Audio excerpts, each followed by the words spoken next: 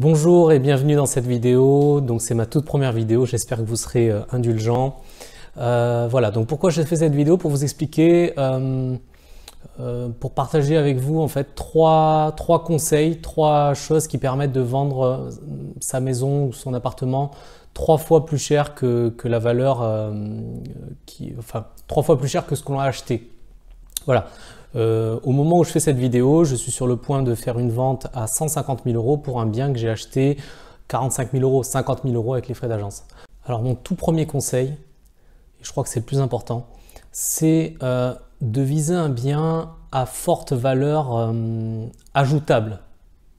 Je sais que ça se dit pas, mais ajoutable. C'est-à-dire que si c'est un bien, par exemple, qui est en très bon état, qui vient d'être refait, etc., la personne qui va vous le vendre, elle va vous le vendre au prix du marché, voire au-dessus, et elle n'aura aucune raison de baisser son prix.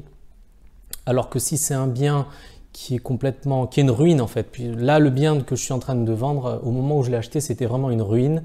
Il avait de gros problèmes, donc bon, déjà le fait d'être une ruine, qui a envie d'acheter une ruine. Il y avait aussi un problème majeur, c'est qu'on était vraiment très proche du train, donc de la ligne de TGV. Et il est toujours aussi près du train, mais voilà, aujourd'hui il y a eu des améliorations qui ont été faites. Mais j'y reviendrai plus tard. Donc première chose, viser un bien à forte valeur ajoutable. Voilà, un bien qui manque de luminosité. Il manquait de luminosité aussi, donc tout ça c'est des choses qu'on peut pallier. Il y a des problèmes en immobilier auxquels on ne peut absolument pas pallier. Mais il y a des problèmes que l'on peut pallier, et là il y a une valeur ajoutée à ajouter à ce bien, et donc beaucoup de gens ne voient pas cette valeur là. La plupart des gens veulent se projeter dans le bien, etc., et vous devez passer à un niveau, on va dire, un peu supérieur et vous projeter dans quelque chose qui est complètement moche, à refaire, etc. Mon deuxième conseil, donc ça va être de vendre au bon moment. Donc vendre au bon moment, pourquoi? Parce que souvent on a un bien immobilier, surtout si on a fait une bonne affaire, on se dit, on s'y attache, on se dit qu'il est rentable, on se dit qu'il est joli, qu'on ne retrouvera pas la même chose, etc. Mais à un moment donné, il peut être le moment de vendre. Et je pense qu'on devrait à chaque moment se dire, voilà, est-ce que c'est le moment de vendre ce bien-là? Voilà. Et donc en fonction de la réponse, il faut vendre ou pas vendre. Donc là par exemple, dans mon cas, le quartier entier vient d'être refait à neuf. La maison étant à côté d'une voie ferrée, il y a un mur anti-bruit qui est tout neuf, qui vient juste d'être construit par la mairie, enfin par Réseau Ferré de France, plus exactement. Et voilà, et donc j'ai des locataires qui partaient, j'ai refait suite au départ de ces locataires, donc c'est tout neuf entre parenthèses. Donc au moment où le quartier est tout neuf, la maison vient d'être vraiment rafraîchie. Voilà, c'est le moment où on peut prendre des photos, où on peut le faire visiter, que les gens disent waouh, c'est sympa, etc. Donc c'est le moment où vous arriverez à en tirer le meilleur prix. Voilà, donc vraiment je répète, vendre au bon moment.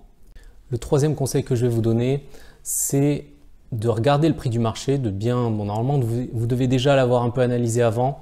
Il ne faut jamais trop le perdre de vue, le prix du marché. Et c'est ce qui va vous permettre d'ailleurs de savoir si vous voulez vendre ou pas. Donc le troisième conseil, c'est de se mettre un peu au-dessus du prix du marché. Pourquoi? Parce que si vous mettez un peu au-dessus du prix du marché, pas trop, donc beaucoup de gens ont tendance à se mettre vraiment largement au-dessus du prix du marché, et donc ils ne vendent pas. Donc ça c'est normal. Donc regardez le prix du marché, mettez-vous peut-être 10-15% au-dessus. Et si vous avez bien fait les travaux, etc., vous allez avoir beaucoup de visites. Et sur ces visites-là, en fait, il faut savoir que, après c'est une question de pourcentage. C'est-à-dire que moi, je vous conseille vraiment de ne pas baisser le prix. Ne pas baisser le prix avant, par exemple, je vais vous dire une bêtise, mais peut-être 30 visites. Vous vous dites, voilà, je le mets à tel prix. Dans 30 visites, si vraiment j'ai des difficultés ou j'ai vraiment aucune offre au prix, je baisserai le prix. Mais essayez de vous donner comme ça des règles, parce que sinon vous allez rencontrer un acheteur, 2 acheteurs, 3 acheteurs. Certains vont vous faire espérer et au final vont vous faire une proposition largement en dessous, etc. Le risque là, il est de craquer en fait. Alors que si par exemple, moi je sais que personnellement, je me suis dit voilà, je ne suis pas pressé, je vais attendre 50 visites. Si après 50 visites, le bien n'est pas vendu, c'est que j'ai mal fait mon boulot d'évaluation et donc je l'ai mis trop haut. Mais bon, il se trouve que c'est peut-être la 17 ou 18e visite où on m'a fait une proposition au prix. Bon, j'ai bien entendu, avant même de vous déplacer, etc., il faut expliquer à la personne, voilà, je vous préviens, le bien par contre, je descendrai pas, parce qu'il y a beaucoup de gens qui vont essayer de vous descendre le prix déjà au téléphone. Donc ne perdez pas votre temps et votre patience avec ces gens-là.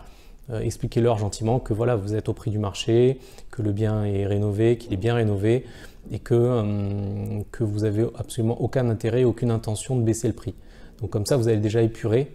Et une fois que les gens vont voir le bien, moi dans mon cas, le problème c'était le train. Donc beaucoup de gens disaient « Ah ouais, mais il y a le train à côté, etc. » Donc je l'avais mis dans l'annonce, hein, mais bon.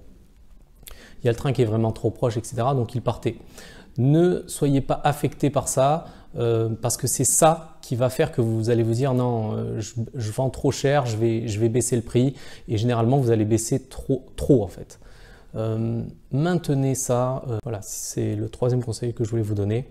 Autre chose, si vous avez l'envie d'investir en immobilier, mais que vous n'avez pas encore osé, vous avez des freins, etc. Je suis passé par là moi aussi. Aujourd'hui, je vis de l'immobilier. Et il y a des choses à savoir, il y a des habitudes à prendre, un état d'esprit à acquérir. Et donc, je peux vous aider pour acquérir cet état d'esprit-là. Donc, juste en dessous de la vidéo, vous allez avoir un lien qui emmène vers mon site. Donc, mon site, c'est www.premierinvestissement.fr. Voilà, donc je vous laisserai éventuellement votre adresse mail. Et je vous enverrai les 10 conseils les plus importants selon moi pour commencer à investir en immobilier et dans le but d'en vivre. Alors si vous avez aimé cette vidéo ou si vous pensez que ça peut servir à des proches ou des moins proches, n'hésitez pas surtout à la diffuser le plus largement possible. Merci d'avoir regardé cette vidéo jusqu'au bout. Si vous souhaitez que je vous donne d'autres conseils, que je vous partage mon expérience, n'hésitez pas à mettre j'aime en dessous de la vidéo et en retour, moi je vous ferai d'autres vidéos, je vous donnerai plein de conseils. Et je vous dis à très bientôt pour une prochaine vidéo. Salut!